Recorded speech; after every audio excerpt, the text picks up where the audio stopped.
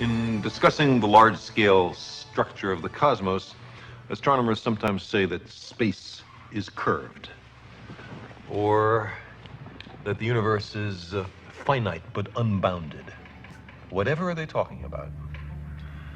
Let's imagine that we are perfectly flat. I mean absolutely flat. And that we live, appropriately enough, in Flatland, a land designed and named by Edwin Abbott, a Shakespearean scholar who lived in Victorian England. Everybody in Flatland is, of course, exceptionally flat. We have squares, circles, triangles, and we all scurry about, and we can go into our houses and do our flat business. Now, we have width and length, but no height at all. Now, these little cutouts have some little height, but let's ignore that. Let's imagine that these are absolutely flat. That being the case, we know, us Flatlanders, about left-right, and we know about forward-back, but we have never heard of up-down. Let us imagine that into Flatland, hovering above it, comes a strange three-dimensional creature which, oddly enough, looks like an apple. And the three-dimensional creature sees an attractive, congenial-looking square, watches it enter its house, and decides in a gesture of interdimensional amity to say hello.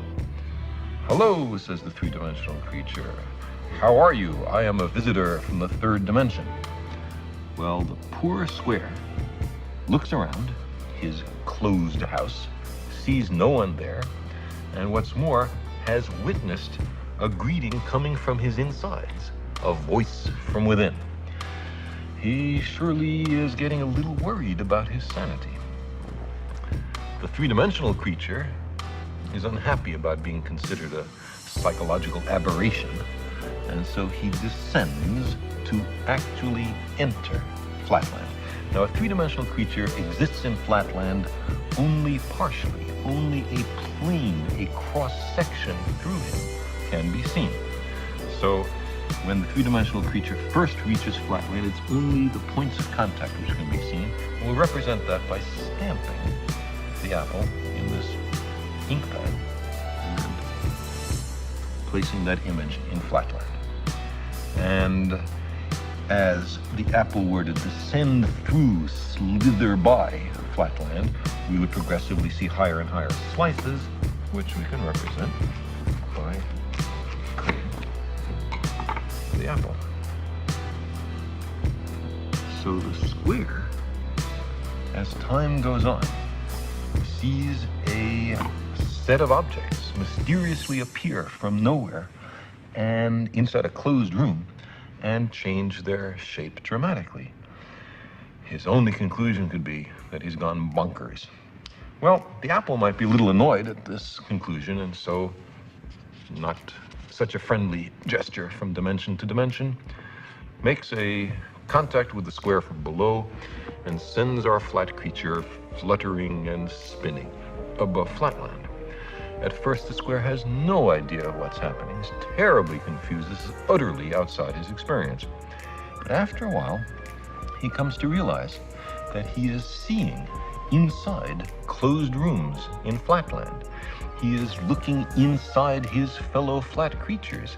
He is seeing Flatland from a perspective no one has ever seen it before to his knowledge. Getting into another dimension provides as an incidental benefit a kind of X-ray vision. Now our flat creature slowly descends to the surface, and his friends rush up to see him. From their point of view, he has mysteriously appeared from nowhere. He hasn't walked from somewhere else. He's come from some other place. They say, "For heaven's sake, what's happened to you?" And the poor square has to say, "Well, I was in some other mystic dimension called up." And they will pat him on his side and comfort him, or else they'll ask, "Well, show us, where is that third dimension? Point to it." And the poor square will be unable to comply. But maybe more interesting is the other direction in dimensionality. What about the fourth dimension? Now, to approach that, let's consider a cube. We can imagine a cube in the following way. You take a line segment and move it at right angles to itself in equal length. That makes a square.